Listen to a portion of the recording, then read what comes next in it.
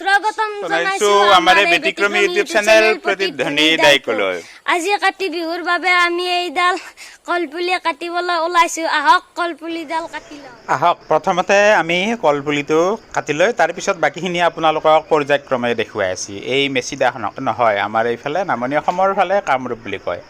অৰ্থাৎ আমাৰ কামৰূপ জিলাৰ ফালে এইটো এটা পৰম্পৰা আছে যে কাতি বিহুৰ দিনা আমি কলপুলি এডাল কাটি বাটত পুতি তাত চাকি বন্তি নৈবদ্য আজি আগবঢ়াই দিওঁ আৰু বাকী সকলোৰে দৰে পথাৰত চাকি দিয়া হয়। তাৰে পিছত ঘৰৰ পিছফালে বাৰীৰ গোটেই মানে গোহালিত হওক, ভঁৰাল ঘৰত হওক, পাকঘৰত হওক, থকা ঘৰত হওক, সকলোতে চাকি দি কুশল কামনা কৰা হয় সকলো ক্ষেত্ৰতে, যাতে আমাৰ এই আহি থকা দিনকেইটা শস্যৰে আমাৰ ভঁৰাল ভৰি পৰে, যিহেতু আমাৰ সমাজখন কৃষিজীৱী সমাজ।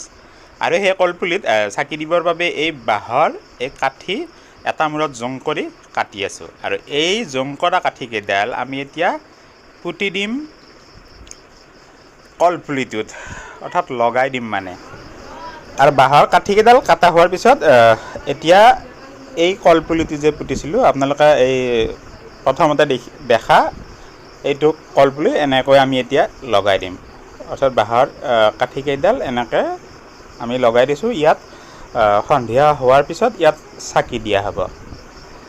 সন্ধিয়া খুব সুন্দৰ পৰিৱেশ এটা হয়। এই ভিডিঅ'টো আপোনালোকৰ মাজলৈ এইবাবেই লৈ আহিছোঁ যে লাহে লাহে আমাৰ সমাজৰ পৰা এই পৰম্পৰাবিলাক নোহোৱা হৈ গৈছে। গতিকে আমাৰ বিহু তিনিটাৰ পৰম্পৰা ৰক্ষা কৰিবলৈ আমিয়ে আমাৰ উত্তৰ পুৰুষক বা নতুন প্ৰজন্মক শিকাই থৈ যাব লাগিব।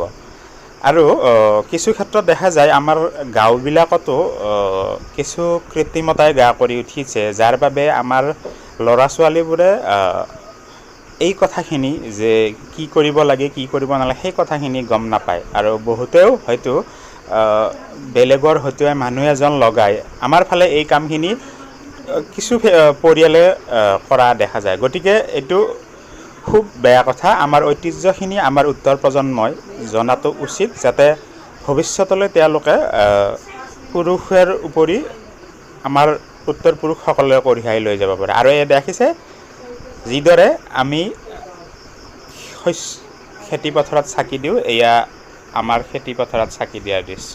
অৱশ্যে আমাৰ খেতি নাই, আমি কিছু ক্ষেত্ৰত আমি সেই ক্ষেত্ৰত দুখীয়া। তথাপিও আমি যিহেতু গাঁৱলীয়া মানুহ, সেয়ে মই এই পৰম্পৰাটো প্ৰত্যেকবাৰে সন্ধিয়া মোৰ গাঁৱৰ চুবুৰীৰ কোনোবা এজনৰ লগত হওক এই পৰম্পৰাটো চাবলৈ আহোঁ।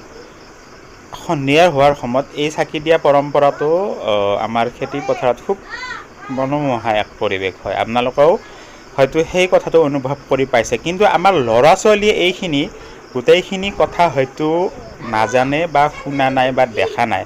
বিশেষকৈ এই ভিডিঅ'টো চহৰত বসবাস কৰা লোকসকললৈ বা তেওঁলোকৰ সতি সন্ততিসকললৈ। গতিকে অনুগ্ৰহ কৰি ভিডিঅ'টো ভাল পালে লাইক কৰিব, কমেণ্ট কৰিব, শ্বেয়াৰ কৰিব। আৰু যদি আমাৰ এই চেনেলত নতুন তেতিয়াহ'লে আপোনালোকে চেনেলটো ছাবস্ক্ৰাইব কৰিব, লগতে আমাৰ বেল আইকনটো প্ৰেছ কৰি থৈ দিব, যাতে আমাৰ সকলোবোৰ ভিডিঅ'ই নটিফাই হৈ থাকিব পাৰে। এয়া খেতি পথাৰত তেওঁ বন্তি গছি জ্বলালে, এয়া নৈবদ্য আনিছে। নৈবদ্য দিয়াৰ পিছত মোৰ বন্ধুজনে যাতে তেওঁৰ শস্যৰ লগতে ৰাইজৰ শস্যৰো খুব সুন্দৰ হৈ নদন বদন হৈ আঘোণৰ অসমীয়াৰ এই যুগ যুগ ধৰি চলি অহা পৰম্পৰা কঙালী বিহুত যিহেতু আমি খেতি পথাৰ অৰ্থাৎ সোণালী ভাল শস্যৰ বাবে আমি খেতি পথাৰত চাকি জ্বলাই নেদেখাজনৰ ওচৰত প্ৰাৰ্থনা জনাওঁ। গতিকে এয়া সম্পূৰ্ণ আমাৰ গাঁৱলীয়া পৰিৱেশ দেখুৱাইছোঁ।